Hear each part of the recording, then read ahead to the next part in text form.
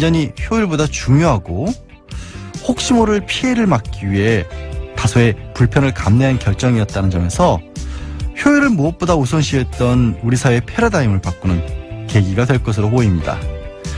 11월 18일 토요일 뉴스공장 주말 특근 지금부터 함께 하시겠습니다.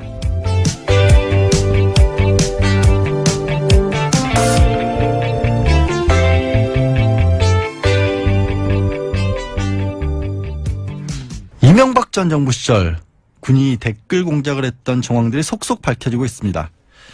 김관진 전 국방부 장관을 이 사안으로 구속했는데요.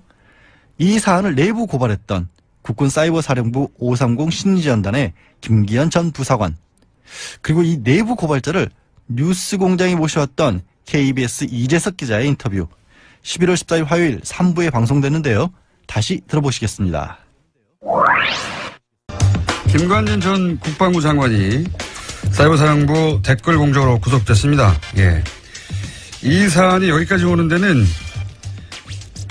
내부 고발자의 폭로, 그리고 그걸 최초 보도한 지금 파업 중인 KBS 기자들에 의해서죠. 예. 오늘 두 분을 동시에 모셨습니다. 사이버사령부 530 심리전단 김기현 전 부의사관, 그리고 이 사안을 최초 보도했지만 KBS가 파업 중이라 저희 방송에 나와서 이 사안을 보도했던 KBS 이재석 기자 나오셨습니다. 안녕하십니까? 네, 안녕하세요. 안녕하세요. 마이크를 좀 가까이 대주십시오. 네, 너무 멀리 떠나셨어요, 마이크로부터. 자, 우선 부의사관님께 제가 여쭤보겠습니다. 네네, 말씀하십시오. 네, 본인의 직속 상관이었으니까. 네. 당시는 이제 국방부 장관이었죠. 네, 맞습니다. 국방부 장관 그 직할 부대였는데 사이버사령부가 그렇죠? 네, 맞습니다. 거기서 이제 사실상 단장 역할을 하셨다고. 예. 제가 이제 부단장 역할을 하셨고. 네. 예. 김관진 전 장관은 어떤 사람입니까? 제가 과거에 참여정부에서는 네. 상당히 강직하고 원칙 있는 군인이었다고 제가 그렇게 알고 있고 봤습니다. 예. 그러면 김관진 전 국방부 장관을 쭉 상관으로 지켜보신 분으로서 네. 지금 현재 이제 국면이 이렇게 되고 있지 않습니까? 김관진 전 장관이 단독으로 이 사이버사령부 댓글 공작을 하였다는 게 이명박 전 대통령 측의 주장이고, 김관진 전 국방부 장관은 아니다, 이명박 전 대통령이 지시하였다, 이렇게 지금 갈리고 있지 않습니까? 네. 본인이 겪어본 김관진 전 국방장관의 경험에 비추어서 보자면 어떻습니까? 이게 단독으로 하실 분인가요? 그 당시 정황으로 봐서는 제가 네. 우리 일부 요원들이 장관님을 보고하지 않고 네. 제가 초대 사령관에서부터 일부 요원들이 청와대를 네. 왔다 갔다 하는 그 정황을 봤습니다. 아, 그러니까 장관에게 보고하지 않고 직접 청와대로 가는? 네. 그래서 내가 한마디 했죠. 우리는 장관 보아지. 네. 이렇게 우리가 함부로 기능 부대가 청와대를 왔다 갔다 하는 건 안 된다. 그리고 나서부터 이제 지휘체계가 변경이 되고 나서부터. 지휘체계가 어떻게 변경됐습니까? 그러니까 최초에는 국방정보본부의 지시를 받다가 네. 2011년 7월 1일부로 네. 장관 직속으로 지휘체계가 변경됐어요. 예. 그때부터 아마 장관님께서 관여한 걸로 제가 알고 있습니다. 지휘체계가 변하고 나서 장관이 관여를 했고, 그런데 그 이후로도 장관에게 보고하지 않고 청와대로 직접 가는 경우도 있었다고요? 그렇죠. 네. 그 이전에는. 네. 아하. 그러면 사이버 사령부가 이 직할 체제가 되기 전에는 청와대에 직접 보고를 했고, 아마도 그 당시는 군의 조직이다 보니까 예. 아마 비공식적으로 관련 요원들을 이렇게 불러다가 회의하고 뭐 내용을 전달받고 오지 않나 그런 생각을 들었고, 제가 또 어디 갔냐 물어보면은 거기를 갔다 BH를 갔다 하길래 야 근데 단이 안 갔으면 좋겠다. BH 청와대. 우리가 왜 군대를 가야. 그래서 제가 그런 일을 말한 적이 있습니다. 그러면 그런 거 이외에 이 댓글 작업이 청와대 쪽으로부터 내려온 지시라고 생각했던 정황이 또 다른 게 있나요? 국감에서도 봤지만은. 인력 충원 문제요? 인력 충원 문제 떠나서 뭐 홍보수석한테, 홍보수석이 국방부 정책실장한테 이렇게 오다를 줬다고 한 말이 국감에서 나오더라고요. 그래서 쭉 그것을 국감에서 어느 국회의원이 하는 말을 듣고 그동안 청와대를 다니고 왔다 갔다 하는 내용을 정황을 봤을 때 아마 청와대 오다가 있지 않았나 하는 생각이 듭니다. 그렇군요. 그러니까 평상 그 경험한 바로도 청와대를 왔다 갔다 하는 게 이상했는데 국감에 나온 내용을 들어보니 홍보수석 만나고 저기서 지시를 받았구나. 그러니까 앞뒤가 맞아 떨어지는 상황이었다. 그 외에 이제 이런 얘기도 나왔지 않습니까? 이재석 기자님? 인력을 요청하면은 예산 승인 나기까지 한 3년 걸리는데. 네네. 예. 그리고 승인이 나도 한 10명 수준인데, 70명이 한꺼번에 이렇게 짧은 시간에 승인 나는 게 애초에 불가능하다. 뭐 이런 얘기 나왔지 않습니까? 그러니까 2012년에 군무원이 대폭 증원이 되죠. 군 사이버 사령부 인력이 충원이 되는데 그 과정 자체가 매우 비정상적이었고 편법적이었다는 사실이 2013년 국감 때 진성준 의원실이 최초로 이제 문제 제기를 했었는데 그때 당시에도 이제 김태효 전 비서관을 조사를 했다가 무혐의 처분이 내려졌었거든요. 그랬다가 이번에 이제 다시 이제 우리 김기현 전 과장님의 폭로로 인해서 다시 한번 이제 문제가 불거지기 시작했고 실제로도 이 부분에 이제 상당 부분 문제가 있다는 게 이철희 의원실을 포함한 국회에서 이제 내부 자료를 공개함으로써 그게 바로 대통령의 어떤 지시사항이었다. 명료하게 그게 이번에 밝혀졌죠.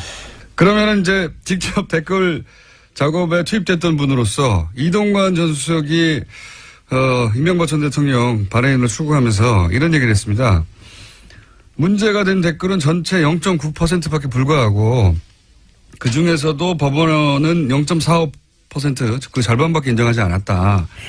이거밖에 안 된다. 그러니까 나머지 90% 이상은 정상적인 이제 안보 차원의 북한 심리전을 막는 정상적인 댓글이었다. 이렇게 주장하거든요. 이거 어떻게 보십니까? 통상적으로 이제 심리전이라는 것은 그분들이 아마 몰라서 그러는데 댓글로 한 것이 아니고 상대편에게 진실을 알리면은 그 진실 내용을 보고 다시 우리 편으로 오게 하는 겁니다. 북한에 대해서. 즉 말하면 북한의 그 상황을 북한 주민들이 모르니까 북한 지도부의 실상을 전파하면은 주민들이 그것을 보고 동요하고 다시 우리 편에 오게 한 거죠.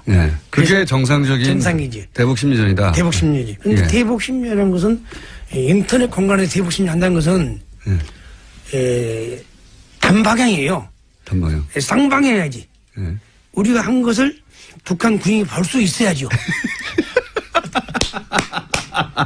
근데 북한 주민이 봐야 되죠. 맞아요. 북한 주민이 보지 않고 온라인상에 우리 국민들만 봤어. 볼 수 있잖아요. 우리 국민들만. 그것이 일명 이제 정북이라든가 뭐 북한이라 하는데 그럼 맞지가 않는 말이라고 저는 봅니다. 결론적으로 그것이 뭐냐 온라인상에 독약을 뿌려가지고 우리의 그 국민들의 기본권이 침해되고 알 권리를 판단을 흐리게 하고 하기 때문에 그런 통치행위야 볼 수 없습니다. 그러니까 0.45%가 아니라 댓글 작업 전체가 사실은 정상적인 대북 심리전이라면 북한 주민들이 보도록 북한이 접속하는 인터넷 사이트나 가서 해야 되는데 우리는 다 그냥 인터넷 게시판에서 했기 때문에 자국민을 상대로 한 모든 댓글들이 정상적인 댓글이 아니다. 그러니까 그 홍보수석이 말한 것처럼 0.45% 문제가 아니고 그 당시에 수사를 올바르게 했고 정상적으로 수사를 했더라면 0.4% 나오지 않습니다. 얼마나 나옵니까? 경험상? 통상적으로 그 수사를 하실 때 그 진보 보수 사이트를 주로 이제 수사를 했죠. 네이버 같은데. 그러나 나도 댓글을 했지만은 주로 이제 진보 성향 사이트 많이 하죠. 오히려? 진보 사이트는 결론적으로 대통령을 비난하고 그 정책을 비난하기 때문에 그 반대를 안 하기 위해서 다음 그런 사이트에 많은 포탈 중에는 다음에 주로 작업을 했고 커뮤니티도 기본적으로 이제 진보적인 성향을 띠는 커뮤니티에 가서 작업을 했지 이렇게 지난 정권에서는 희한하게도 네이버의 댓글들은 보수적인 댓글이 많았죠. 예. 그것도 좀 의심스럽습니다. 의심하십니까? 예. 예. 그러니까 이제 황보수석관님도 그렇게 지금 한 강요로서 예. 국무위원으로서 구속된 상태에서 예. 그 해외 출장 가면서 공항에서 뭐 성명을 발표한다는 것이 저는 부적절하고 0.45%는 못하고 10%는 뭡니까? 예. 예? 그렇죠. 총을 들고 싸운 군부대에서 예. 그 했다는 게 수치스러운이고 더 나가서 헌법 위반 행위 아닙니까? 예. 그것도 아직 모르는 상태를 보니까 아직 멀었어요. 아직 멀었어요. 그러니까 지난번에 제가 뉴스공장에 출연해서도 전해드린 바가 있는데 그 다음 진보적 성향이 상대적으로 강한 다음 사이트가 그 댓글 요원들의 주 활동 무대였는데 그 다음에서 사용했던 아이디는 다 제출하지 않았었다. 그렇죠. 네이버 아이디만 제출했었다라는 소식을 제가 전해드린 바가 있었거든요. 그렇죠. 그러니까 그때 당시에 수사가 얼마나 부실 수사였고 증거가 인멸되었던가를 알 수 있는 단초가 되는 그런 에피소드죠. 그러니까 2014년 국방부 자체 조사가 부실 수사였다는 게 판명이 된 상황에서 문제가 된 댓글이 0.9%다라고 얘기하는 것은 조금 뭐랄까요. 그러니까 2막이 진행되고 있는데 1막 가지고 얘기하는 어떤 그런 상황이라고 할 수가 있는 거죠. 1막은 이제 보수 정권이 집권하고 있을 때 어떻게든 이 그래, 사안을 네. 축소하려고 했을 때 내용이고 지금 말씀하신 내용은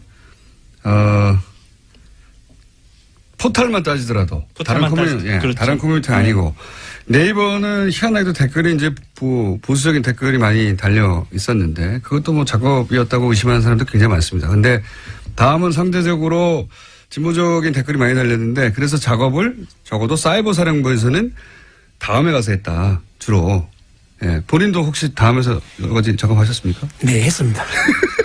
저도 닉네임이 소나무, 다금바리, 휘발유 등등 있습니다. 참 부끄러운 일이고 한심스러운 다고 저는 생각하고 있습니다. 지금. 왜 다금바리로 정하셨어요? 좀 은폐하게 해서요. 예. 그러면 그 요원들은 다 이런 아이디어를 여러 개 갖고 있었겠네요. 제가 그렇게 가지고 있으면은 작전 요원들은 상상해보면 알 수 있죠. 예.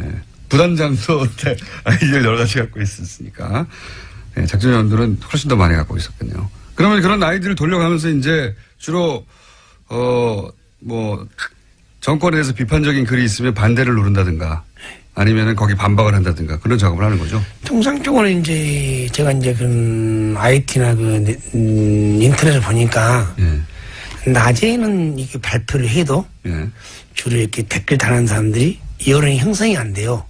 우리 이제 그 젊은 사람들이 퇴근하고 나서 이제 밤에 일과후에 밤에 이제 그런 이제 댓글을 많이 다는데 통상 우리 오늘도 퇴근 후에 집에 가서 댓글을 다는데 그것이 일명 자가 대응 작전이라고 부르죠. 자가 대응 작전.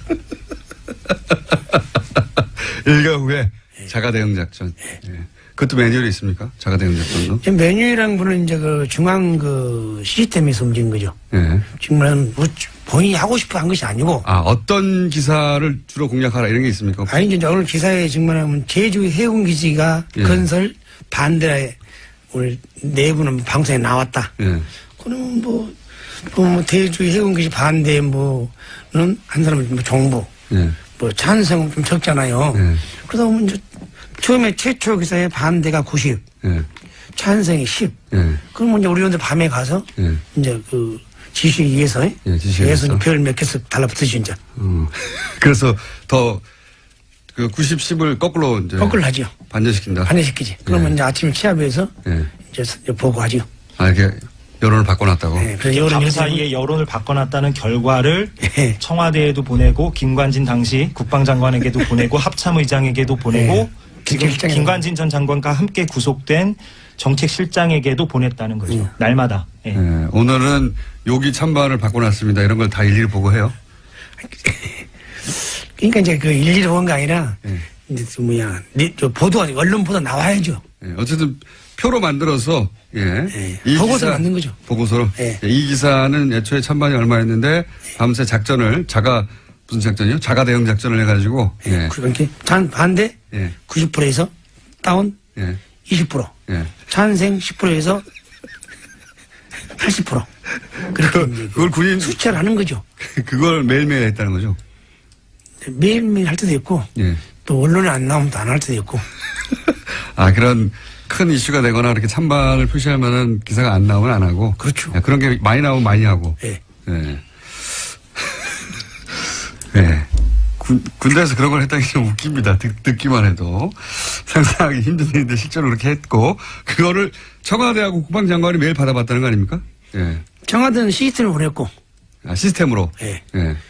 장관님하고 의장님하고 정책실장은 예. 그 블랙베리에서 봉투에서 보냈고요. 봉태. 예. 출력해가지고. 예. 아, 너무 웃깁니다. 예. 장관이, 댓글 몇 개 바뀌었군. 이거 보고 있었다는 게 매일 청와대에서 보고 있었고. 이번에 진행되고 있는 검찰 수사를 보면서 혹시, 요 대목도 해야 되는데 이거 너무, 아직 제대로 안 되고 있네. 이런 부분은 없어요? 아마 검찰 내가 수사를 보면요. 예. 아마 검찰은 하려고 노력을 하는데. 예. 그동안 이 사건이 상당히 오래됐고. 은폐도 오래돼요. 또 자료를 다 은폐를 했기 때문에. 네, 자료도 없어지고. 거기에 찾아내는데 예. 상당한 시간이 걸리지 않나. 음. 그래서 좀 그런 아쉬움이 있고. 너무 시간이 지나고 수사가 됐다 보니까. 또 국감에서 예. 사령관 와가지고 예. 댓글을 다뤘냐고 여쭤보니까 예. 정치는 간행을 안 했고 예. 정책 홍보는 했다고 하더라고요. 정청. 그런데 어떻게 보면 우리 국민들은 어떻게 또 맞아 들어가요. 예. 뭐 그럴듯하게 들립니다. 말은. 군 관련 부대에서 예. 정책을 홍보한단 말은 예. 그야말로 어불성설이고 헌법 유리 행위죠. 예. 정책 홍보란 건 통상적으로 정부 조직부에 있건 부처에서 예. 자기 관련 부서에 정책을 홍보한 거지. 어디 군부대에서 특히 방첩부대에서 정책을 홍보합니까? 응? 응? 맞습니다. 예. 아니 청와대 정책을 왜 방첩부대에서 홍보하느냐? 예. 각 부처 갈 일이 있는데 방첩부대에서 그것도 북한을 상대로 심리전을 하라고 하는 부대에서 왜 정책 홍보를 하느냐? 맞는 말씀이시고요. 이재석 기자 입장에서는 혹시 이 부분을 수사를 검찰이 해야 되는데 아쉽다 이런 부분 없습니까? 그러니까 지금 기무사 부분이 좀 핵심적인 부분인 것 같습니다. 기무사? 그러니까 사이버 사령부는 지금 김관진 전 장관하고 그 정책실장도 구속이 됐기 때문에 수사에 좀 더 속도가 붙을 것으로 보이는데 물론 이제 관심사는 청와대 특히 이제 이명박 전 대통령까지 갈 수 있느냐 이제 이 부분이겠죠. 그런데 이제 최근에 언론 보도를 보면 기무사에도 댓글 부대가 만연해 있었다는 거 아니겠어요? 그러니까 기무사는 더 직접적입니다. 대통령 직속이기 때문에. 그렇죠. 국정원처럼. 여기는 국방부 직속이라고 하죠. 그래서 송영무 국방장관 체제가 얼마나 이제 개혁 의지, 군 개혁 의지가 있느냐 없느냐를 판가름할 수 있는 그 기준 가운데 하나가 바로 이 기무사 댓글 부대에 대해서 국방부 TF팀이 얼마나 실체를 밝힐 수 있느냐. 이 부분이 좀 관전 포인트가 될 것 같습니다. 기무사는 말하자면 군의 국정원과 같은 곳이라 국정원은 지금 TF가 들어가서 열심히 서버 차원에서 뒤지고 있는데, 기무사는 그런 작업은 없기 때문에 쉽지는 않을 것 같아요, 여기는. 예, 그리고 말씀 나온 김에 말씀드리자면 국정원은 지금 개혁위원회가 정기적으로 발표를 하거든요. 자기들의 조사 결과를. 그런데 국방부 같은 경우는 지난번에 1차 중간 조사 결과를 추석 연휴 때 발표하고 막 그랬어요. 그러니까 조금 그러니까 언론의 노출 빈도도 좀 적고 그러다 보니까 좀 이렇게 제보가 좀 잘 안 들어가고 선순환이 안 이루어지는 그런 측면도 있는 것 같습니다. 그리고 이제 군이다 보니까 더 은폐되고 있는 것 같은데. 자, 오늘 제가 해보니까, 저희가 잠깐 시간을 마련했는데, 사실 해보니까 하실 말씀이 많을 것 같아요. 그래가지고, 앞으로 몇 분 더 모실 거 예정입니다. 네, 해보니까 아주 재미있고 솔직하게 말씀하셔가지고, 너무 리얼하게. 아이디 휘발유. 또 다른 아이디 생각나시는 것 중에 휘발유하고, 다금바리하고. 그거 있지 않습니까? 동백꽃 있다고. 동백꽃도 있고, 소나무도 있고요. 동백꽃 소나무. 예. 그때 기본에 따라 정하신 거죠? 예. 활동 많이 하셨습니까, 그걸로? 했습니다. 지금도 삭제되지 않고 남아 있습니까? 다음에 찾아보면? 저는 이제 그때 그 이후로 엄청난 고통을 받았어요. 제가 제보자를 말려가지고. 그래서 국방부 장관이 대변인이 나를 발표해요. 사찰 문건을 가지고. 김기현이가 장관도 못 오고 하고 장관을 못 오겠다. 10년 다녀도 못 오겠고 상관 모욕죄로 네, 모욕. 그 모욕죄를 가는 것도 기소를 해요. 군 검찰에. 군 검찰에 기소를 네. 해가지고 기소 한 건을 줬습니다. 네. 국방부 대변인이 네. 정례 브리핑을 합니다.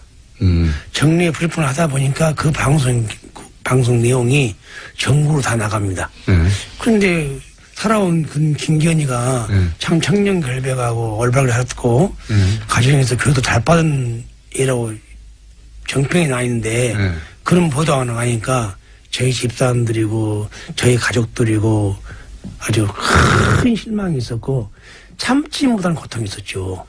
그러다가 이제 그것이 내가 아주 합병이 나고 그 사무실에 가면은 제보자로 픽픽 웃어요. 제보자들하고. 응? 난 제보는 안 했다 내가. 난 안 했다. 난 제보자 누군지 안다. 잡았어요. 잡았어요. 누군지 그 흔하겠죠. 네. 지금도 가장 지금 기분 나쁜 것이 민간인들은 보너식 없다 그야. 바로 나처럼 뭐 제보한다고 해서. 근데 결론적으로 현역 군인이 가서 제보를 했어요. 당시에는. 그 당시에. 밝혀졌지만은. 그 마음이 아팠고 그걸로 인해서 사무실이 쓰러졌어요 제가 또. 쓰러져가지고 스탠트를 4개를 받고 입이 틀어졌어 이렇게. 아, 그러시네. 예, 그래서 고통을 많이 받고 나왔는데 예, 이제 좀 진실이 밝혀져가지고 그나마 요새 술을 많이 안 먹고 평온한 하루를 보내고 있습니다. 그게 바로 그 누구냐 제 생각만 갖고 있는 것을 나만 가지고 있으면 뭐합니까? 그래도 KBS의 언론 노조단이 나를 어프로치 해가지고 설득해서 내용을 만들어서 최초로 보도해가지고 국민들이 알아서 이렇게 되니까 오늘 또 이렇게 똑똑한 김호진 또 훌륭한 사람을 만날 수 있는 기회가 됐고 또 국민들이 많이 또 알리게 된 것도 아마 KBS 언론 노조단이 덕분에 생각합니다. 방송을 진행하셔도 되겠는데 KBS 이게 사실 KBS 뉴스에 나갈 내용이거든요. 근데 KBS가 뉴스를 안 내보니까 KBS가 망가져가지고 지금 KBS 기자들이 파업을 하면서 다른 방송국에 가가지고 지금 이 내용을 보도하고 있거든요. 네. MBC 부러우시겠어요, 기자님? 많이 부럽습니다. 예. 네, 거기는 끝나가는 것 같은데. 예, 이제 사실상 뭐 승리했죠. 파업 승리를 했습니다. MBC. 네. 예. KBS는 어떻게 돼가고 있습니까? 여전히 뭐 고대영 사장은 버티고 있고요. 그래서 저희가 뭐 사기가 떨어지거나 이런 건 아니고 시간은 우리 편이라는 걸 알기 때문에 저희가 계속 뭐 끝까지 고대영 사장 나갈 때까지 싸울 예정입니다. 어떻게 해요, 이거? 계속 해야죠. 예, 저희는. 여기 나와서 김기현 전 부의사관과 함께 듣기 힘든 이야기 듣고 있는데 오늘 준비한 시간 이렇게 재밌을 줄 모르고 좀 짧습니다. 한 번 더 오시죠. 아니 2번 더 오시죠. 네, 여기 있습니다. 불러주면. 왜냐하면 저희가 아직 할 게 많거든요. 예. 그 의문사 문제도 있고 그 양심 선언을 하겠다고 했다가 네.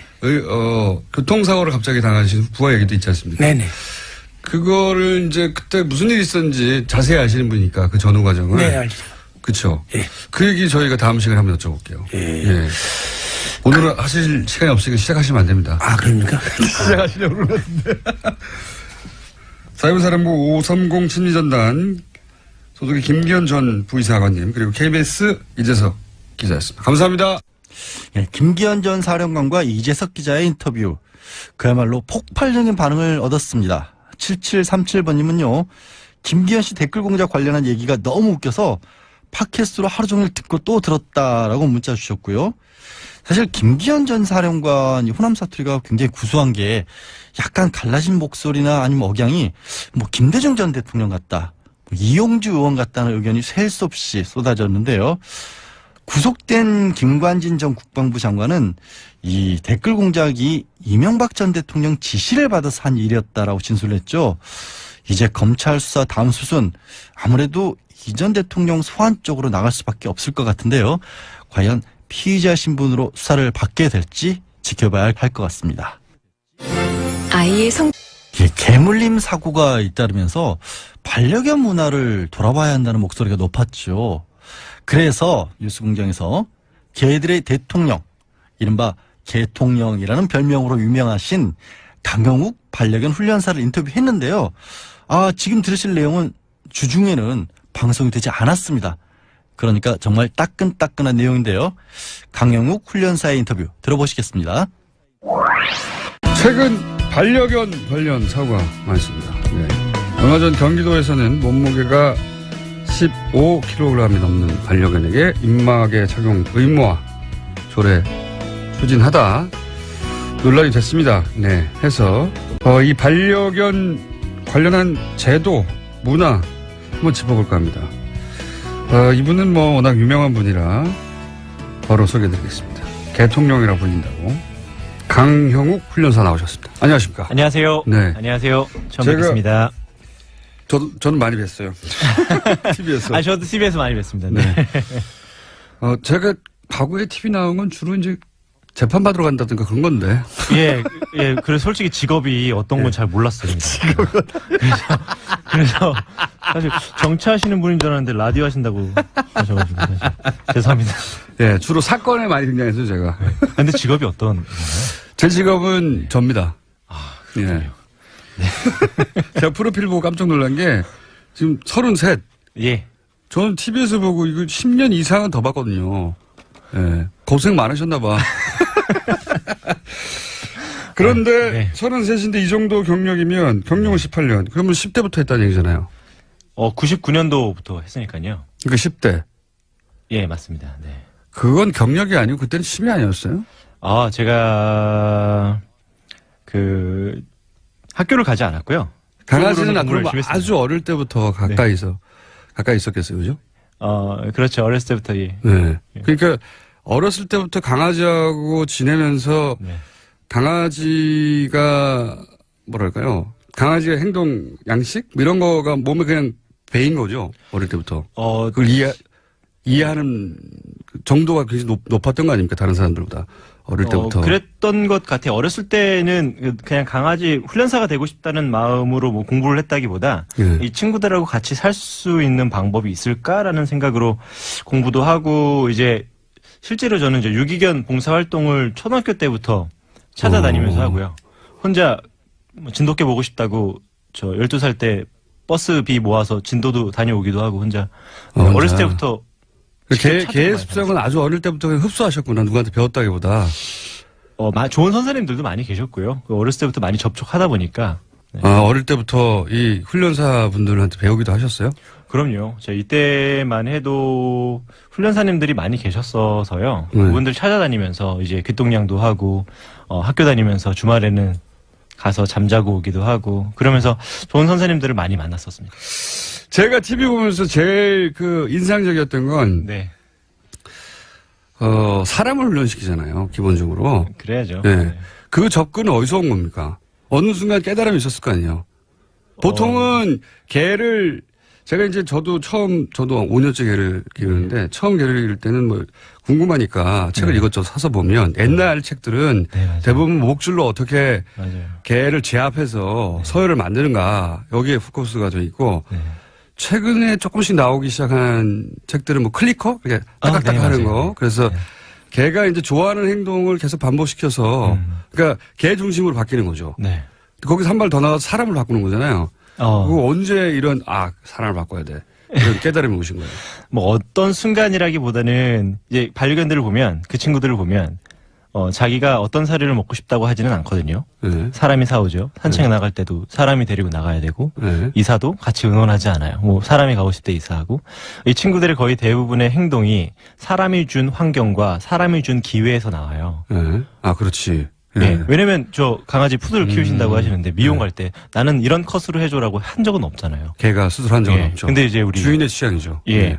이 보호자가 선택을 해서 하는 거기 때문에 거의 모든 환경 또한 사람이 만들고 기회 말이네. 또한 사람이 주니 맞는 말이네. 사람에 의해 만들어질 수밖에 없죠. 사람에 의해서 뭐 타고난 부분도 있겠지만 사람에 기질이 의해서 격려되거나 그럼요. 또는 뭐 제압되거나 이런 속성들이 뭉쳐서 그 개의 성격이 되기 때문에 네, 맞아요. 아하. 그래서 실제로 어렸을 때 잔소리를 많이 들은 반려견들이요. 나중에 커서 경고 없이 공격하거나 경고 없이 이유 없는 짖음들이 굉장히 많아요. 스트레스가 쌓였다가. 네네. 어렸을 때부터 굉장히 이제 그 친구들의 시그널 하나하나를 보고 이해하고 파악하고 뭔가를 해주던, 교정을 하던, 그만하게 하던 해야 되는데 보호자의 감정에 의해 내가 원하는 거에 의해 강아지를 만들려 하다 보니 그냥 강아지들이 아주 엉망이 돼서 큰 친구들이 되게 많죠. 그러니까 이제 강영욱 씨가 요새 갑자기 뜨는 이유가 뭐냐면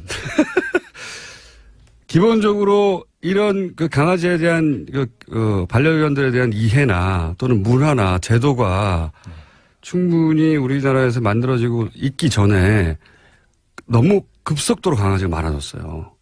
저도 공감합니다. 예. 네. 그러다 보니까 어떻게 해야 될지 모르는 거예요, 사람들이. 근데 희한한 양반이 하나 나와가지고 이때까지 한 건 잘못된 거예요. 하다 보니 그 말솜씨도 굉장히 좋으시더라고. 예.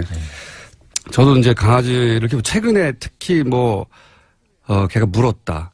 예. 그러니까 반려문화가 잘못됐다. 네. 또 목줄을 하지 않는다. 15kg 이상은 목줄 입마개를 시켜야 되겠다. 그러니까 규제를 강하게 해야 된다.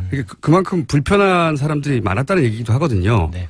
최근에 나는 강아지를 별로 안 좋아하는데 강아지들은 굉장히 많아졌고 내가 뭐라 할 수가 없었는데 그런데 이제 이런 사망 사건도 있다 보니까 불만이 터져 나온 거예요. 네. 그러니까 강아지를 안 키우는 사람들도 불만이 많았던 거예요.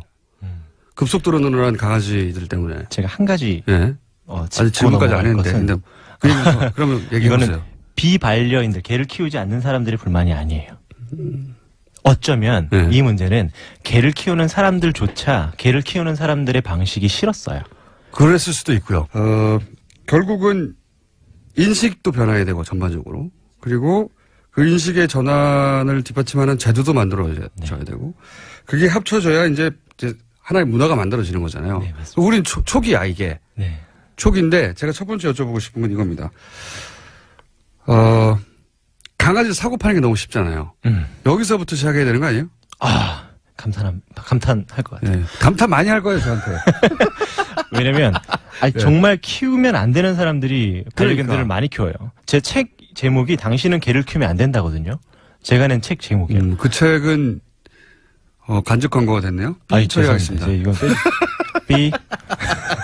그런데? 이게, 제가 이제 한 주기만 3, 4년마다 돌아오는 주기인데, 정말 개를 키우는 사람들의, 정도, 그리고 인식, 문화, 이런 것들에 너무 진절머리가 나는 시기들이 가끔씩 와요. 근데 정말 강아지를 키울 때 이 사람은 정말 키우면 안 되는데 강남 오피스텔에 살면서 하루에 12시간을 일하고 가끔씩은 영화도 보고 와야 되고 여자친구 남자친구도 만나야 되고 1박 2일 여행도 가야 되는 그 사람이 강아지를 길러요. 길르지 말게 해야죠. 그거 유폐되는 거죠, 강아지는. 네. 그냥 하루 종일 보호자를 기다리다가 문 열고 들어가면 어두운 곳에서 불을 켜면 불이 켜지고 보호자를 맞이하는 역할뿐이 안 해요. 집에 들어가면 잠잘 텐데. 그리고 아침에 일어나면 출근해야 되고. 그렇죠. 그런 역할을 집에 원하기 들어갔을 위해서 때 혼자 입양을 있는 하는 게 거죠. 싫다. 그런 느낌이 싫어서 강아지를 갖다 놓는 거죠. 그런 사람들은. 자기는 그 한순간이지만 인형 걔들은 대신에.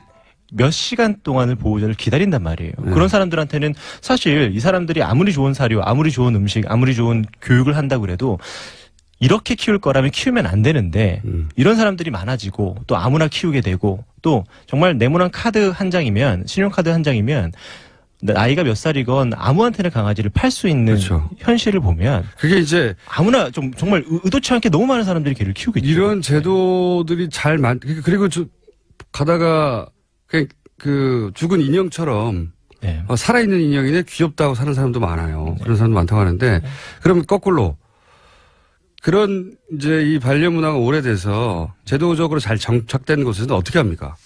강아지를 입양하는 것 자체가 굉장히 어려워요. 기본적으로. 네. 뭐 시험 친다고 하는 얘기도 들었어요, 저는. 네, 이게 예. 먼저 강아지를 번식하기 전에 예. 태어나기 전에 브리더.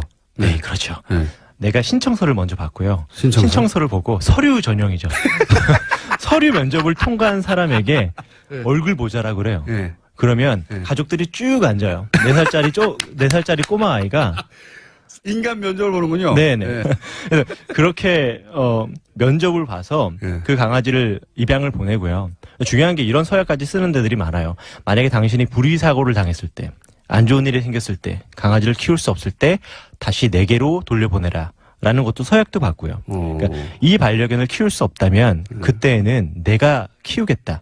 그러니까 태어나게 굉장히 했으면 어렵네. 네네 마지막에 강아지를 보내주는 것도 책임져야 된다라고 생각하기 때문에 강아지를 입양하는 게 쉽지 않아야 되는데 이게 우리나라에서는 훨씬 더 쉬워졌죠.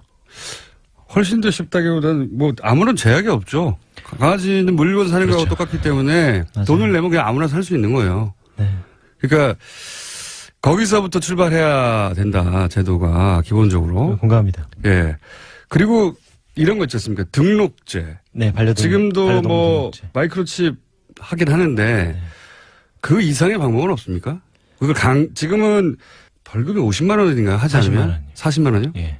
근데 이제 아무도 단속도 안 하고 아무도 사실은 있으면 안 하는 법이거든요. 이게 14년 1월 1일부터 계도 기간이 시작이 됐고요. 예. 아직까지 계도 기간이고요. 아직도 계도하고 있어요? 예.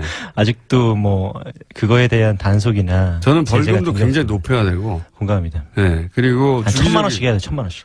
주기적인 1,000만 원 넘겠어. 900만 원 합시다. 900만 원. 아, 네. 쟤도 주기적인 단속도 해야 된다고 보고 너무 많아요 이미 네. 강아지들이. 이게 반려동물 선진국 같은 경우에는 사실 인구 대비 반려동물이 그렇게 많지 않아요. 야, 그렇게 어려우니까. 네. 어려우니까. 키워야 되는 사람만 키우는 거지. 네. 아무나 그렇게 키우게 하지 않습니다. 그러니까 하나의 패션이나 트렌드처럼 저 인형 예뻐, 저 옷이 예뻐 이렇게 지나가는 것처럼 우리가 많이 늘어났거든요. 맞아요. 그러니까 버리는 것도 엄청나게 많잖아요. 네, 맞아요. 버리는 숫자도 우리나라가 엄청나죠. 이게 사실은 버린다라기보다 나도 모르게 유해하게 돼요. 그러니까 누구한테 주고 또 그 사람이 또 누구한테 주고 그 사람은 풀어놓고 키우다가 잊어먹고. 그런 식으로 보통. 실제로 저 포천에 가면은 굉장히 큰 3,000마리가 있는 유기견 보호소가 있어요. 3,000마리. 예. 말도 안 되는 숫자거든요. 거기 가면 이게 보호소야 지옥이야 라고 생각될 정도인데 걔네들 얼굴 보면서 정말 너희들이 주인이 있었어? 정말 너희들의 주인이 너희를 잊어버린 거야? 아니면 버린 거야? 그게 아니라 그냥 풀어놓고 키우다가 그렇게 돌아다니던 친구들이 거기 모인 것 같더라고요. 그리고 그 사람은 찾지도 않고요. 그러니까 제가 예전에 컬럼 쓴 제목이 버린 사람은 없는데 버려진 개는 많다라고 하는 컬럼이 있어요. 죄의식 때문에 팍 버리는 사람보다는 그런 식으로 네가 알아서 사라지던가 이런 경우가 더 많다는 거죠. 그렇죠. 살면서 너 강아지 키울래? 강아지 한 마리 너 좋아한다며 키워볼래? 라는 소리를 사실 성인분들은 한 번 정도씩은 들어봤을 거예요. 저는 안 들어봤어요. 죄송합니다. 이 시사 프로그램이라면서요. 예. 함부로 네. 일반화 요구를 하면 강아지 대통령 아니고 총리 정도로 바꿉니다. 더 내려도 됩니다. 반장 정도도 괜찮고 2장도 좋습니다. 예. 2장은 오래 할 수 있으니까. 아직은 뭐 대통령을 여러 곳에 불리니까요. 예. 총리 정도로 하죠. 당 총리? 그 숫자는 얼마나 돼요? 숫자. 도저히 모르겠어요. 이게 이게 우리나라의 5분의 1이 반려견을 기른다라고 하는데 실제로 이게 반려견들이 몇 마리인지 전혀 모르겠습니다. 왜냐면 제 동네가 저 가평에 살거든요. 예. 저 며칠 전에 보니까 강아지들 태어났더라고요. 예. 그 친구들 숫자를 누가 셌을까라고 생각을 해봤는데 세지를 못하죠. 자, 유기견들은 대부분 안락사 당하죠. 그런 시설에 들어가게 되면. 입양될 수 있는 기회를 줘요. 예, 보호하는 시간이 열흘인데 그 열흘 동안 입양되지 못하게 되면 이제 안락사를 할 수 있습니다. 근데 이제 보통 많은 곳에서 안락사를 하지 않게 하기 위해서 쉼터라고 하는 곳들이 있어요. 근데 사설인데 개인이 운영하는 근데 곳이에요. 쉼터로 그런 몇만 마리씩 나온다고 하는 반려견들을 어떻게 수용합니까? 말도 안 되는 거죠, 사실은. 그래서 솔직히 저는 개인 쉼터를 운영하는 분들이 너무 감사하고 너무 고맙지만 사실 그분들은 월급이나 이런 것도 없고요. 그러니까 아무것도 쉬는 날도 없고요. 자기가 연극 하나 못 봐요. 왜냐면 연극을 볼 시간에 강아지 케어해주는 게 아깝다 생각을 하셔가지고. 근데 이게 사회가 만든 문제를 개인의 어떤 그러니까요. 양심에 의해서 커버하고 있는 건데 이런 거 하나하나가 좀 너무 마음에 들지가 않아요. 그래서 우리나라에도 분명히 유기견을 관리하는 대책들이 필요할 거고 실제로 어마어마한 개체들이 안락사를 당한다고 합니다.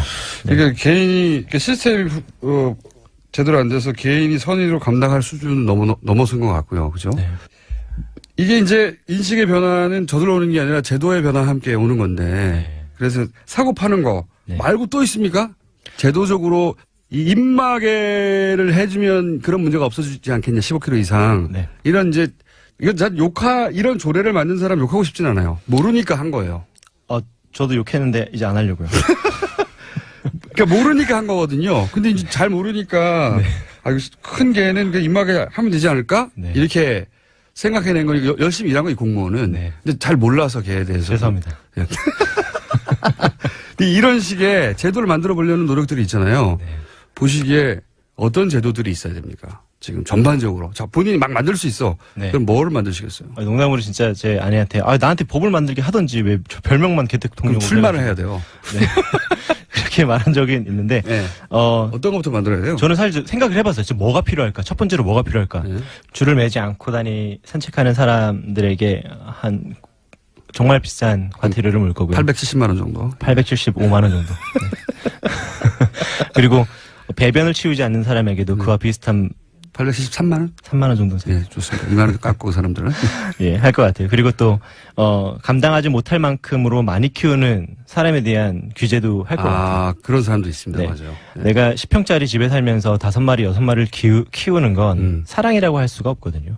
맞습니다. 그래서 그런 분들에 대한 규제가 있어야 될 것 같고, 예. 그래서 몇 마리 이상을 기르려면은 허가를 받는 제도를 좀 만들 것 같아요. 네, 못 키우게 하는 건 아니지만 처음 자격이 있나? 개를 들이는 것도 네. 뭐 당장 이 판매 시스템 없애버릴 수는 없겠지만 네. 제약을 굉장히 강하고 네. 그리고 한 사람이 키울 수 있는 것도 조건이 갖춰놓는 것을 제약을 하고 네. 왜냐하면 이게 그냥 공산품을 사는 게 아니고 생명을 대하는 일이기 때문에 윤리적 기준이 있어야 되는데 윤리의 관점에서 법안이 없거든요. 대부분 우리가. 그리고 또 하나 있습니다. 묶어놓고 키우는 개에 대한 문제도 좀 지적하고 싶어요. 묶어놓고 키우는 네. 거. 근데 그건 또 묶어서 키울 수밖에 없는 상황이나 하곤 뭐 집의 구조거나 뭐 이럴 수도 있잖아요. 그러면 키우지 말아야죠. 그럼 키우지 말아야 된다. 개를 묶어놓고 키우려면 키우지 말아야죠. 굉장히 엄격한 지금. 왜냐면 우리나라의 토종견이라고 하는 삽살개, 진돗개, 풍산개 그런 친구들은 1m 줄도 안 되는 줄에 묶어놓고 살면 정신에 이상이 올 수밖에 없어요. 그건 그럴 것 같아요. 저도. 개들이 그렇게 활동적인 개들을 1m 줄에 묶어놓고 평생 키우는 거 아닙니까? 그런 집도 있죠. 여전히. 너무너무 많고요. 서울 내에서도 너무나 많고요. 이런 친구들이 자칫 잘못해서 줄에 풀리게 되면 위험해지게 되는 거죠. 사회의 문제다. 실제로 잘 산책시키고 교육을 잘하는 사람들을 규제하기보다 이렇게 잘 키우지 않는 사람들에 대한 규제가 훨씬 더 현실적이고 훨씬 더 사람을 공격하는 반려견을 생산하지 않고 만들어내지 않는 근본적인 대책이 될 거예요. 그러면 입막의 문제는 그럼 이런 15kg 넘는 반려견의 입막의 착용 의무와 조례 이런 거는 어떻게 해야 되는 겁니까? 이렇게 하지 말고. 이거는 180에 80kg가 넘으면 뭔가를 해야 된다라고 하는 거랑 똑같아요. 그렇죠. 네, 이게 알아야 될 게 제가 가장 많이 의뢰받는 공격성이 있는 반려견들은 거의 대부분 소형견들이에요. 실제로는 말티즈. 버릇 없이 키워진 애들. 예. 이렇게 생각을 해요. 입막에는 법으로 정할 것이 아니라 반려인들 스스로가 알아야 돼요. 그러니까 내 반려견이 누군가를 해할 수 있고 다른 반려견에게 위협이 된다면 그렇다면 당연히 입마개를 하고 줄은 필수고 입마개는 주인이 판단해서 할 정도가 돼야 된다? 그럼요. 그래서 내가 줄을 잡고 산책을 나갔을 때 누구에게 상해를 입힌다면 그거에 대한 강력한 처벌이 있어야 되고 그리고 내 강아지가 밖에 나가서 누구를 상해를 입히거나 공격적으로 한다면 그거는 보호자가 판단을 해야죠. 그런데 여기에 몇몇 견종들이 있기는 해요. 맹견이라고 특히 하는. 습성이 이제 공격성이 있는. 네. 이게 18세기 영국에서 있었던 애니멀 베이팅, 물 베이팅, 베어 베이팅 동물들하고 싸움을 시켰던 친구들이 있거든요. 영국 같은 경우에는 역사적으로 제일 잔인한 동물 싸움을 시켰던 곳인데 지금 왜 그렇게 멋진 법을 갖고 있게 됐는지 모르겠어요. 그건 이제 자기들 겪다 보니 그 자독함을 보고 점점 바꿨겠죠. 근데 지금 그런 친구들을 한국에 아무 법이 없는 통제가 없는 한국에서 기르게 될 경우에 문제가 되는 경우들이 상당히 많아요. 예전에 실제로 어떤 견종입니까? 실제로 우리나라의 법에는 로트와일러 그리고 또 아메리칸 스테포드셔, 아메리칸 스테포드셔 불테리어, 또 아메리칸 피플테리어, 도사견 그 외 이에 관련된 잡종 이렇게 나와 있는데 이게 우리나라의 아메리칸 스테포드셔 보신 적 있으신가요? 모르겠어요. 봤을 수도 있는데 그게 개인지 몰랐을 거예요. 이게 아메리칸 스테포드셔, 아메리칸 피플테리어, 아메리칸 스테포드셔 불테리어 굉장히 비슷하게 생겼어요. 그래서 누구도 구별하지 못할 거예요. 전문가가 아닌 이상. 근데 이런 친구들 말고 실제로 우리 내에 있는 위험한 개라고 생각을 하면 오브차카라고 하는 개가 있고요. 진돗개도 사실은 위험할 수도 있지 않습니까? 사실 우리나라에서 사람을 문 견종을 따져보면 진돗개가 압도적일 겁니다. 사람도 물고 작은 개들도 많이 물어주겠죠. 엄청 물죠. 그래서 진돗개는 아는 사람이라면 애견 호텔이나 아니면 애견 놀이터, 운동장에 반입을 잘 안 하려고 하는 데들이 많아요. 네, 왜냐면 무는 게 쉽거든요, 그 친구들은. 근데 내 강아지가 누구를 상해를 일으킨다면 스스로 이제 입마개를 하게 해야죠. 충분히 이해가요. 그 입마개 문제는 중량이나 크기로 결정할 문제가 아니다. 개 습성의 문제니까. 그러니까 15kg 이상 넘는 반려견 입마개 착용 의무화 조례는 이게 말이 안 된다. 하지만 의견이 있습니다. 네, 그런데 맹견 확대를 해야 해요. 맹견을 지금 5종인데 거기서 확대를 하고. 맹견을 의무화해야 한다. 네. 사이즈와 상관없이. 네. 단 교육을 이수할 경우 입마개를 하지 않게 하는 거죠. 오, 좋았어. 견종으로 제약하고 크기가 아니라. 네네. 그 다음에 그럼 모든 사람이 다 해야 되냐? 아니다. 필요한 교육을 반드시 거치게 하고 그러면 입마개는 선택적으로 할 수 있다. 주인. 그렇죠. 그걸 6개월에 한 번씩 갱신하는 거예요. 6개월에 한 번씩. 6개월에 한 번씩 갱신하는 거죠. 당연히 입마개를 안 한 반려견들은 우리가 교육을 받았다라고 생각하면 되고요. 입마개를 한 친구는 지금 열심히 교육 중이다라고 생각하면 되겠죠. 만들 게 많네요. 네. 오늘이 첫 시간입니다. 네. 개통령 말고, 강 총리로 제가 바꿨기 때문에 앞으로 강 총리의 뭘로 할까요? 코너 제목은 앞으로 달기로 하고, 한 달에 한 번씩 나와주셔야 되겠어, 이제. 네. 나와주셔야 되겠고. 자, 오늘은 이제 전반적인 얘기를 좀 해봤습니다. 전반적인 얘기. 문화를 바꿔야 되고, 제도가 뒷받침돼야 되고, 그러니까 이제 같이 살아가는 동물에 대한 보편 인식의 전환이 좀 있어야 된다. 종합적으로. 이 뉴스공장을 들으면 뭘 해야 될지 정리가 되는 쪽으로 이 코너가 발전되도록 강 총리가 노력해 주세요. 제가요? 자, 강 총리 오늘 여기까지 하고요. 자, 우리 청취자분들 인사해 주세요. 앞으로 잘하겠다고. 예, 즐거웠습니다. 이제 하고 싶은 이야기들도 많이 한 것 같아서 너무 좋았고 다시 찾아주신다면, 불러주신다면. 네, 오겠습니다. 불러주신다면이 아니라 본인이 이미 결정됐어요. 강 총리. 됐어요? 뭐뭐로. 코너 제목은 저희가 알아서 정할 테니까. 네. 강 총리 연락하면 한 달에 한 번은 무조건 여기를 가야 된다. 알겠습니다. 이렇게 알고 계십니까? 꼭 나오겠습니다. 네, 감사합니다. 네. 예, 대통령 아니면 여기서는 강 총리입니다. 네, 알겠습니다. 오늘 여기까지 하겠습니다. 감사합니다. 감사합니다. 강형욱 훈련사였습니다. 강 총리. 예, 공장장 직업은 전문 피고인이죠. 예. 어디 대통령을 또 총리로 강등을 시켰는지 모르겠어요. 천만 반려견 시대에 꼭 필요한 인터뷰였는데요. 사실 이런 인터뷰가 한두 건이 아니라고 합니다. 그러니까 방송 시간은 한정적이고 다뤄야 할 사안은 쏟아지는데 이처럼 사전 인터뷰를 해놓고도 시간을 못 잡아서 방송을 못한 사례들이 수두룩하다고 해요. 심지어는 섭외를 해놓고도 방송 일자를 잡지 못해서 아예 못했던 인터뷰도 있고요. 만약에 청취자분들이 원하신다면 주말 특근이라도 1시간 늘려서 내보내드리겠습니다. 여기서 잠깐 교통정보 듣고 이어가겠습니다. TBS EFM이 개국 9주년을 맞아 11월 22일 수요일 저녁 7시 30분 국악 콘서트를 개최합니다. 이번 콘서트는 국악의 대중화를 선도하고 있는 박예리와 남상일 그리고 국립국악원 단원들의 수준 높은 공연이 펼쳐진다고 하는데요. TBS EFM의 국악 프로그램 사운드 오브 코리아의 진행자 안나 사빈스카와 가을 개편에 새롭게 선보인 맨 온 에어의 샘 오츄리, 그렉 프리스터가 진행을 맡았습니다. TBS EFM 개국 9주년 콘서트 국악 피스트 관람을 원하시는 분들은 오는 11월 20일 월요일까지 TBS 홈페이지 tbsefm.seoul.kr에서 신청해 주시면 되고요. 추첨을 통해 티켓을 배부한다고 합니다. 청취자 여러분의 많은 관심 부탁드리겠습니다. 지금까지 김어준 공장장이었다면 영어 발음이 많아서 절대로 하지 못했을 공지사항이었습니다. 네, 뉴스공장 주말 특근 오늘 준비한 순서는 여기까지고요. 어디든 숨어있다 부르면 언제든지 나타나는 저는 뉴스공장의 배트맨 양지열이었습니다. 고맙습니다. 제가 그런 일을 말한 적이 있습니다.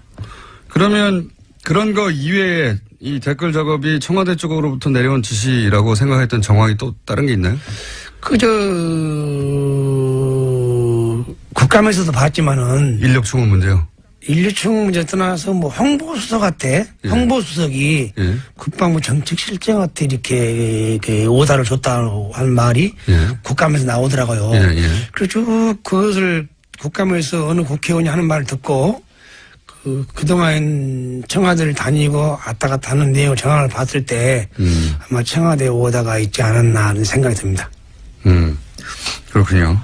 그러니까 평상 경험한 바로도 청와대를 왔다 갔다 하는 게 이상했는데 국감에 나온 내용을 들어보니 홍보수석 만나고 저기서 지시를 받았구나. 앞뒤가 맞아 떨어지는 상황이었다. 그 외에 이제 이런 얘기도 나왔지 않습니까? 이재석 기자님? 예. 인력을 요청하면은 예산 승인 나기까지 한 3년 걸리는데. 네네. 예. 그리고 승인이 나도 한 10명 수준인데, 70명이 한꺼번에 이렇게 짧은 시간에 승인 나는 게 애초에 불가능하다. 이런 얘기 나왔지 않습니까? 그러니까 2012년에 군무원이 대폭 증원이 되죠. 예. 군 사이버 사령부 인력이 충원이 되는데 그 과정 자체가 매우 비정상적이었고 편법적이었다는 사실이 2013년 국감 때 진성준 의원실이 최초로 이제 문제 제기를 했었는데 그때 당시에도 이제 김태효 전 비서관을 조사를 했다가 무혐의 처분이 내려졌었거든요. 그랬다가 이번에 이제 다시 이제 우리 김기현 전 과장님의 폭로로 인해서 다시 한번 이제 문제가 불거지기 시작했고 실제로도 이 부분에 이제 상당 부분 문제가 있다는 게 이철희 의원실을 포함한 국회에서 이제 내부 자료를 공개함으로써 그게 바로 대통령의 어떤 지시사항이었다. 명료하게 그게 이번에 밝혀졌죠. 그러면은 이제 직접 댓글 작업에 투입됐던 분으로서 이동관 전 수석이 이명박 전 대통령 발행인을 추구하면서 이런 얘기를 했습니다. 문제가 된 댓글은 전체 0.9%밖에 불과하고 그중에서도 법원은 0.45% 그 절반밖에 인정하지 않았다. 이거밖에 안 된다. 그러니까 나머지 몇 프로입니까? 90% 이상은 정상적인 이제 안보 차원의 북한 심리전을 막는 정상적인 댓글이었다. 이렇게 주장하거든요. 이거 어떻게 보십니까? 통상적으로 이제 심리전이라는 것은 그분들이 아마 몰라서 그러는데 댓글로 한 것이 아니고 상대편에게 진실을 알리면은 그 진실 내용을 보고 다시 우리 편으로 오게 하는 겁니다. 북한에 대해서 즉 말하면 북한의 그 상황을 북한 주민들이 모르니까 북한 지도부의 실상을 전파하면은 주민들이 그것을 보고 동요하고 다시 우리 편에 오게 한 거죠.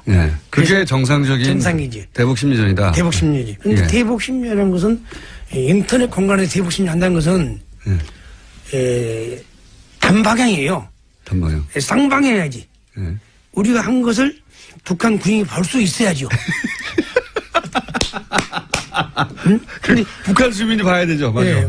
북한 주민이 보지 않고 온라인상에 우리 국민들만 봤어. 볼 수 있잖아요. 우리 국민들만. 그것이 일명 이제 정북이라든가 북한이라 하는데 그럼 맞지가 않는 말이라고 저는 봅니다.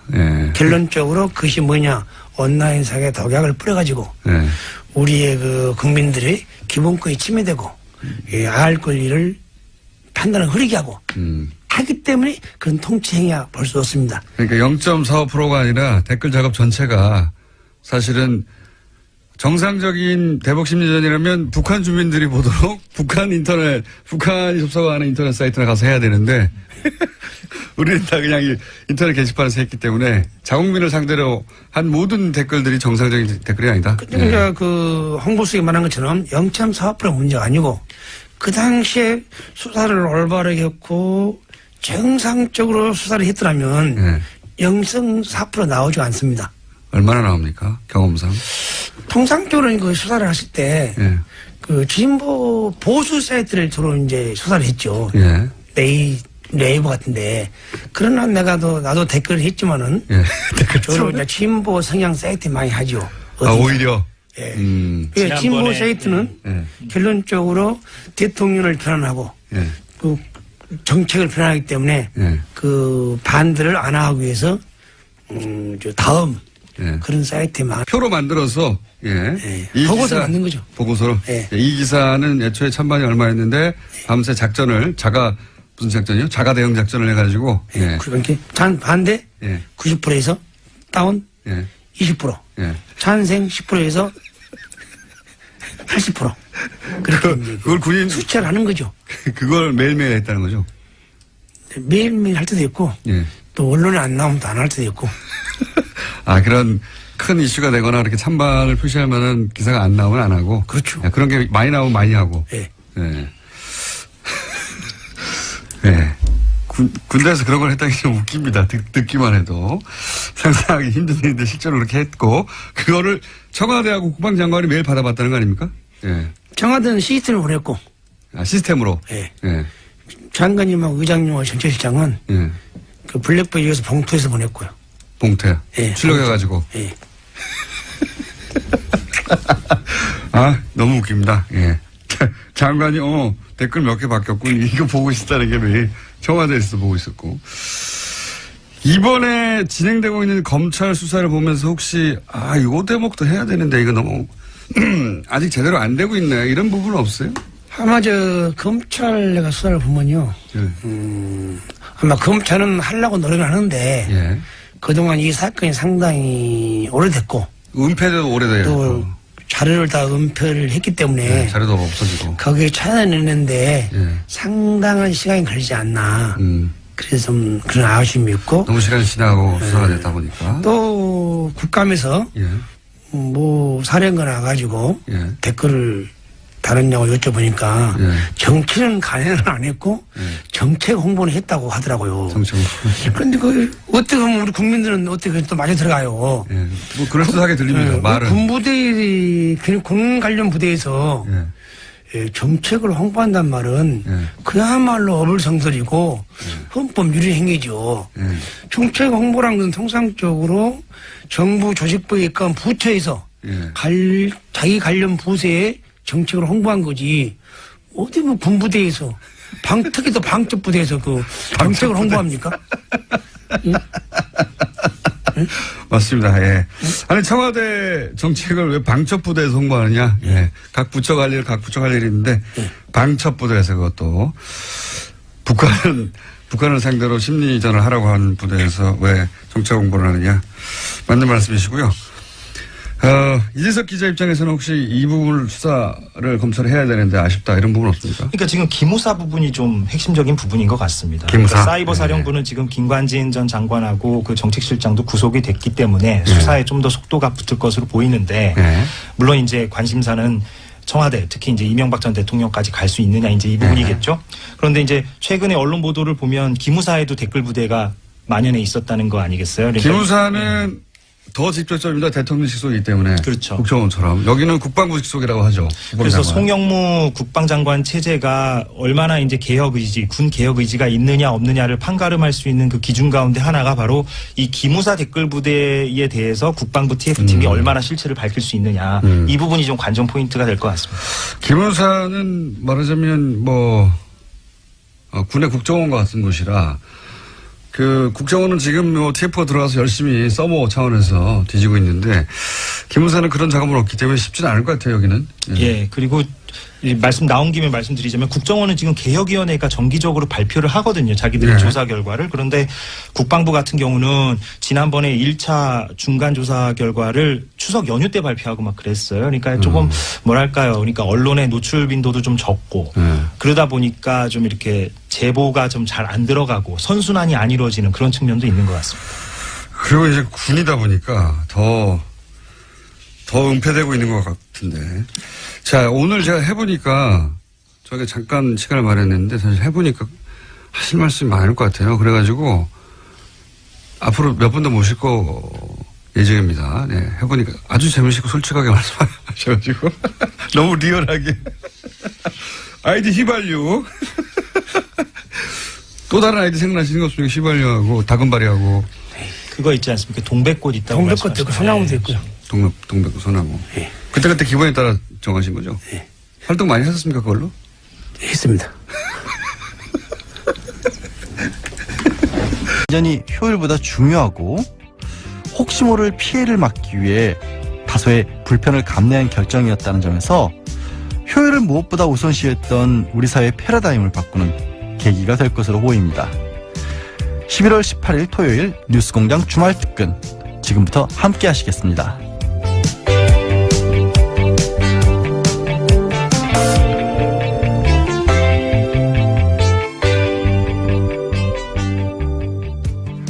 이명박 전 정부 시절 군이 댓글 공작을 했던 정황들이 속속 밝혀지고 있습니다. 김관진 전 국방부 장관을 이 사안으로 구속했는데요. 이 사안을 내부 고발했던 국군사이버사령부 530 심리지원단의 김기현 전 부사관, 그리고 이 내부 고발자를 뉴스공장에 모셔왔던 KBS 이재석 기자의 인터뷰 11월 14일 화요일 3부에 방송되는데요. 다시 들어보시겠습니다. 김관진 전 국방부 장관이 사이버사령부 댓글 공작으로 구속됐습니다. 예. 이 사안이 여기까지 오는 데는 내부 고발자의 폭로, 그리고 그걸 최초 보도한 지금 파업 중인 KBS 기자들에 의해서죠. 예. 오늘 두 분을 동시에 모셨습니다. 사이버사령부 530 심리전단 김기현 전 부의사관, 그리고 이 사안을 최초 보도했지만 KBS가 파업 중이라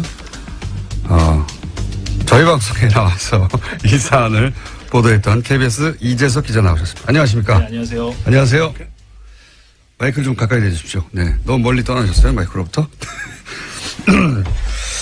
자, 우선 부의사관님께 제가 여쭤보겠습니다. 네네, 말씀하십시오. 네, 본인의 직속 상관이었으니까. 네. 당시는 이제 국방부 장관이었죠. 네, 맞습니다. 국방부 장관 그 직할 부대였는데, 사이버사령부가, 그렇죠? 네, 맞습니다. 거기서 이제 사실상 단장 역할을 하셨다고. 예. 제가 이제 부단장 역할을 하셨고. 네. 예. 김관진 전 장관은 어떤 사람입니까? 제가 과거에 그 참여정부에서는 네. 상당히 강직하고 원칙 있는 군인이었다. 군인이었다고 제가 그렇게 알고 있고. 봤습니다. 예. 그러면 김관진 전 국방부 장관을 쭉 상관으로 지켜보신 분으로서 네. 지금 현재 이제 국면이 이렇게 되고 있지 않습니까? 김관진 전 장관이 단독으로 이 사이버사령부 댓글 공작을 하였다는 게 이명박 전 대통령 측의 주장이고, 김관진 전 국방부 장관은 아니다, 이명박 전 대통령이 지시하였다, 이렇게 지금 갈리고 있지 않습니까? 네. 본인이 겪어본 김관진 전 국방장관의 경험에 비추어서 보자면 어떻습니까? 이게 단독으로 하실 분인가요?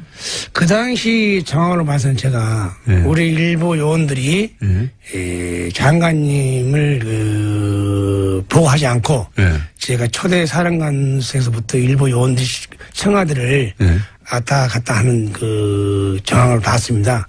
아, 그러니까 장관에게 보고하지 않고 직접 청와대로 가는? 네. 그래서 내가 한마디 했죠. 우리는 장관 보호하지. 이렇게 우리가 함부로 기능 부대가 청와대를 왔다 갔다 하는 건 안 된다.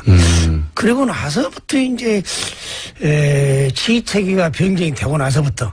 지휘체계가 어떻게 변경됐습니까? 그러니까 최초에는 국방정보본부의 지시를 받다가 2011년 7월 1일부로 장관 직속으로 지휘체계가 변경됐어요.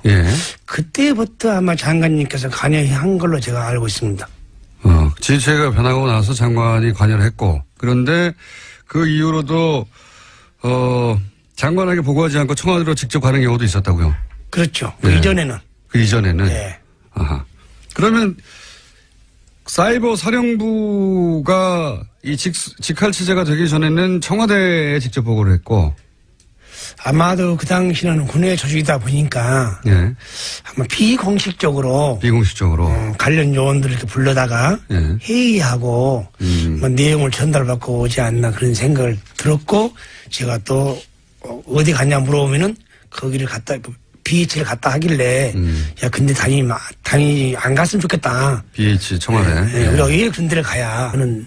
포탈 중에는 다음에 주로 작업을 했고, 커뮤니티도 기본적으로 이제 진보적인 성향을 띠는 커뮤니티에 가서 작업을 했지. 이렇게 지난 정권에서는 희한하게도 네이버의 댓글들은 보수적인 댓글이 많았죠. 그것도 좀 의심스럽습니다. 의심하십니까? 예. 그러니까 이제 그 홍보수석관님도 그렇게 지금 한 강요로서 국무위원으로서 구속된 상태에서 그 해외 출장 가면서 공항에서 성명을 발표한다는 것이 저는 부적절하고 0.45%는 못하고 10%는 뭐합니까? 그렇죠. 총을 들고 싸운 군부대에서 예. 그 했다는 게 수치스러운 일이고 더 나가서 헌법률의 행위 아닙니까? 예. 근데 그것도 아직 모르는 상태를 보니까 아직 멀었어요. 아직 멀었어요. 그러니까 지난번에 제가 뉴스공장에 출연해서도 전해드린 바가 있는데 네. 그 다음 진보적 성향이 상대적으로 강한 다음 사이트가 그 댓글 요원들의 주 활동 무대였는데 그 다음에서 사용했던 아이디는 다 제출하지 않았었다. 그렇죠. 네이버 아이디만 제출했었다라는 소식을 제가 전해드린 바가 있었거든요. 그렇죠. 그러니까 네. 그때 당시에 수사가 얼마나 부실 수사였고 증거가 인멸되었던가를 알 수 네. 있는 단초가 되는 그런 에피소드죠. 그러니까 2014년 국방부 자체 조사가 부실 수사였다는 게 판명이 된 상황에서 문제가 된 댓글이 0.9%다라고 얘기하는 것은 조금 네. 뭐랄까요. 그러니까 2막이 진행되고 있는데 1막 가지고 얘기하는 어떤 그런 상황이라고 할 수가 있는 거죠. 1막은 이제 보수 정권이 집권하고 있을 때 어떻게든 이 그래, 사안을 접근하시죠. 네. 특수화하려고 했을 때 내용이고 지금 말씀하신 내용은 포탈만 따지더라도 포탈만 그렇죠. 다른 커뮤니티 아니고 네이버는 희한하게도 댓글이 이제 보수적인 댓글이 많이 달려 있었는데 그것도 뭐 작업이었다고 의심하는 사람도 굉장히 많습니다. 근데 다음은 상대적으로 진보적인 댓글이 많이 달렸는데 그래서 작업을 적어도 사이버 사령부에서는 다음에 가서 했다 주로. 예, 본인도 혹시 다음에서 여러 가지 작업하셨습니까? 네, 했습니다. 저도 닉네임이 소나무, 다금바리, 휘발유 등등 있습니다. 참 부끄러운 일이고 한심스러운 다고 저는 생각하고 있습니다. 지금. 왜 다금바리로 정하셨어요? 좀 은폐하게 해주세요. 예. 그러면 그 요원들은 다 이런 아이디어를 여러 개 갖고 있었겠네요. 제가 그렇게 가지고 있으면은 예. 작전 요원들은 상상해보면 알 수 있죠. 예. 부단장도 아이디어를 여러 가지 갖고 있었으니까. 예. 작전 요원들은 훨씬 더 많이 갖고 있었겠네요. 그러면 그런 아이디어를 돌려가면서 이제 주로, 정권에 대해서 비판적인 글이 있으면 반대를 누른다든가 아니면은 거기 반박을 한다든가 그런 작업을 하는 거죠. 통상적으로 이제 제가 이제 그 IT나 그 인터넷을 보니까 예. 낮에는 이게 발표를 해도 예. 주로 이렇게 댓글 다는 사람들이 여론이 형성이 안 돼요. 예. 우리 이제 그 젊은 사람들이 예. 퇴근하고 나서나 퇴근하고 나서 이제 예. 밤에 일과 후에 밤에 이제 예. 그런 이제 댓글을 많이 다는데 예. 통상 우리 오늘도 예. 퇴근 후에 퇴근 후에 집에 가서 댓글을 다는데 그것이 일명 자가 대응 작전이라고 부르죠. 자가 대응 작전. 일과 후에 자가 대응 작전. 예. 그것도 매뉴얼이 있습니까? 자가 대응 작전도? 메뉴라는 분은 이제 그 중앙 그 시스템에서 움직인 거죠. 예. 지금은 본인이 하고 싶어 한 것이 아니고. 어떤 기사를 주로 공략하라 이런 게 있습니까? 아니, 이제 오늘 기사에 증명하면 제주 해군기지가 예. 건설 반대 오늘 내부는 방송에 나왔다. 예. 그러면 뭐 제주 해군기지 반대 뭐는 한 사람은 뭐 정부. 예. 뭐 찬성 좀 적잖아요. 예. 그러다 보면 이제 처음에 최초 기사에 반대가 90, 예. 찬성이 10. 예. 그러면 이제 우리 원들 밤에 가서 예. 이제 그 지시에 의해서 지시에 의해서 별 몇 개씩 달라붙으시 이제. 그래서 더 그 90, 10을 거꾸로 이제 하죠. 반전시킨다. 반전시키지. 그러면 예. 이제 아침에 취합해서 예. 이제 보고하죠. 이렇게 여론을 바꿔놨다고. 네, 그래서 밤 사이에 여론을 바꿔놨다는 결과를 예. 청와대에도 보내고 김관진 당시 국방장관에게도 보내고 합참의장에게도 보내고 네. 지금 정책실장에 김관진 전 장관과 함께 구속된 정책실장에게도 보냈다는 거죠. 날마다. 예. 예. 오늘은 여기 찬반을 바꿔놨습니다. 이런 걸 다 일일이 보고해요. 그러니까 이제 그 일일이 본 게 아니라 예. 이제 저 보도 언론 보도 나와야죠. 예. 어쨌든 지금도 삭제되지 않고 남아 있습니까? 다음에 찾아보면. 저는 이제 그때 그 이후로 예. 엄청난 고통을 받았어요. 제가 제보자를 말려가지고. 그래서 국방부 장관이 대변인이 나를 발표해요. 사찰 문건을 가지고 김건희가 장관도 못 오가고 장관을 못 오겠다. 10년 다녀도 못 오겠고 상관 모욕죄로 네, 모욕. 그 모욕죄를 가는 것도 기소를 해요. 군 검찰에. 군 검찰에 기소를 해가지고 기소 한 건을 줬습니다. 국방부 대변인이 정례 브리핑을 합니다. 정례 브리핑을 하다 보니까 그 방송 내용이 전국으로 다 나갑니다. 그런데 살아온 김건희가 참 청렴결백하고 올바르게 살았고 가정에서 교도 잘 받은 애라고 정평이 나 있는데 네. 그런 보도가 나가니까 저희 집사람들이고 저희 가족들이고 아주 큰 실망이 있었고 참지 못하는 고통이 있었죠. 그러다가 이제 그것이 내가 아주 합병이 나고 그 사무실에 가면은 제보자로 픽픽 웃어요. 제보자들하고. 응? 난 제보는 안 했다 내가. 난 안 했다. 난 제보자 누군지 안다. 잡았어요. 잡았어요. 누군지 그 해내겠죠. 네. 지금도 가장 지금 기분 나쁜 것이 민간인들은 보너시 없다 그야.